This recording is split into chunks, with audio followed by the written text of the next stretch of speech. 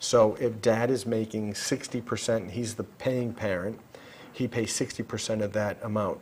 Then you also can add in the daycare expenses that you just explained, and dad would pay 60% if that were the ratio of those expenses as well. And what they do now is they, with the daycare expense, they allow you to deduct the federal tax credit as well, Right. which I think in 2008 is $1,000 per child, and it's a complicated worksheet, but you're allowed to deduct that from the annual daycare expense and Right.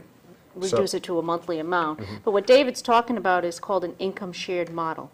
So it's if two people earn combined income comes to 100%, and then you divide one parent's income into that combined income, that 100%, and that's how you get your percentage. It's an income shared model.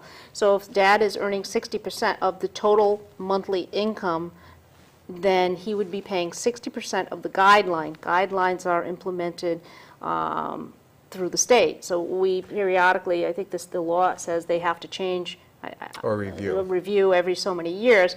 And of course, it's like inflation, Right. too. So we look to a guideline that we get from the state, and with that, we plug in the numbers.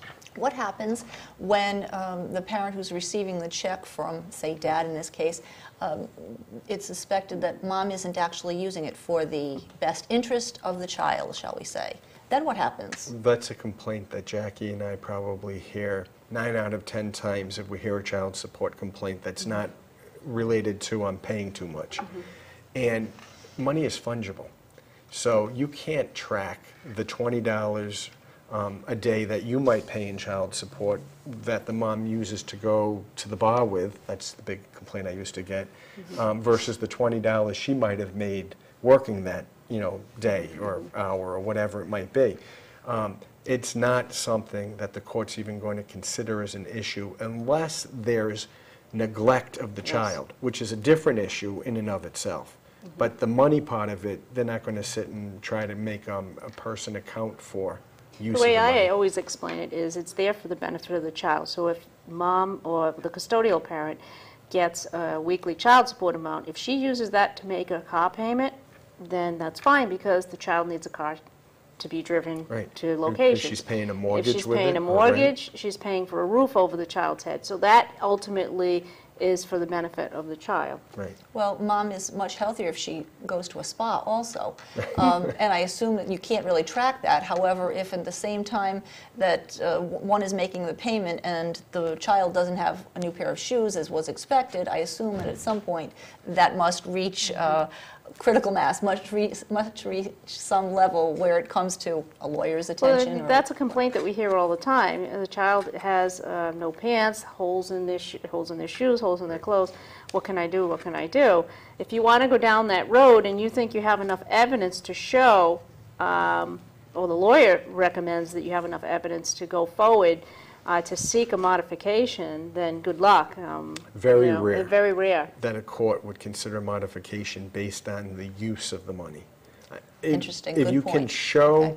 that it's not being used at all for the child, they're probably a much deeper problem than child support. Yeah, like, use of drugs or Right. excessive drinking. And if those issues are coming into play, would you say that without question somebody needs to have a lawyer, even though they might have the ability to work out even the finances at some point? But when it comes to something such as an abuse, is it that point that they need to have a lawyer? I think you're now talking about a change of custody situation, and you're not Perhaps. going to walk into court, represent yourself on a very complicated change of custody situation.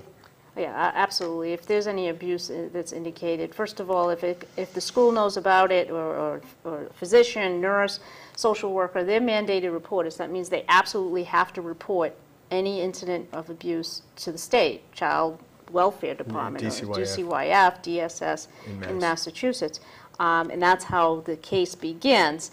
And of course, you have to have an attorney. One thing to remember with all cases involving children, whether the parents are married or not, or have never been married, anything involving children is always subject to modification. Custody, time-sharing, parenting, child support. The standard, again, is there a substantial change of circumstance. Your example, a parent using drugs, absolutely.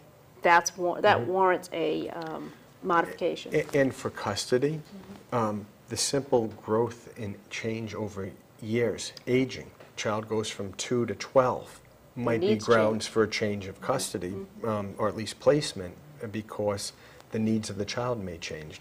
And who can raise that issue? The child himself or herself, as well as one of the parents? It's usually raised, if it's by the child, through a parent, because the parents have to file in court a motion to modify the custody situation, and children can't file things in court unless they hire an attorney or have a guardian ad litem appointed for them. As if these stories and these conditions aren't difficult enough, let's change the scenario. Suppose Dad isn't quite sure that he's the father.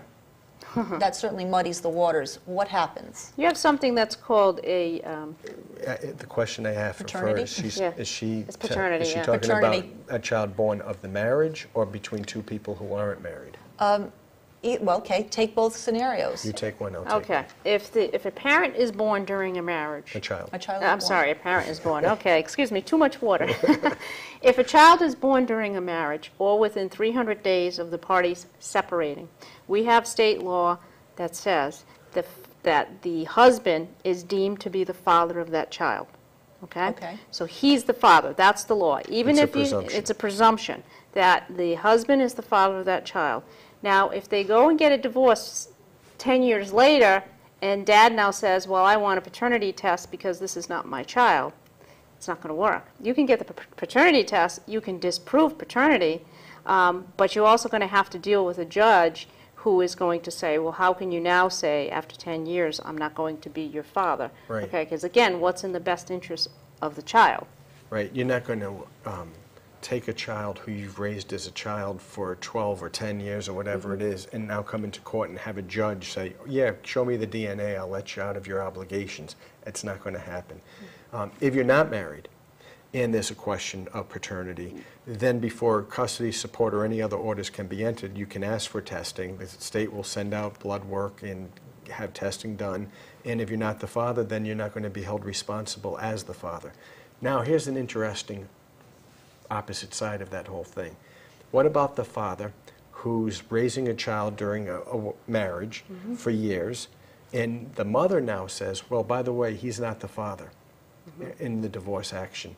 The court has case law on that Wait. that says he's still presumed to be the father, even though biologically he's not. Interesting, too. Apparently, 50% of children born in Rhode Island are born without the father's name on the birth certificate. That goes back to paternity again. If you are married and the child is born during the marriage, again, going back to what I said, the husband's name goes on the birth certificate. If you're not married, child's born out of wedlock, then unless the father's there and signs a voluntary acknowledgement at the time of the birth, nobody's name goes on the birth certificate. My goodness. That's when you file a paternity complaint.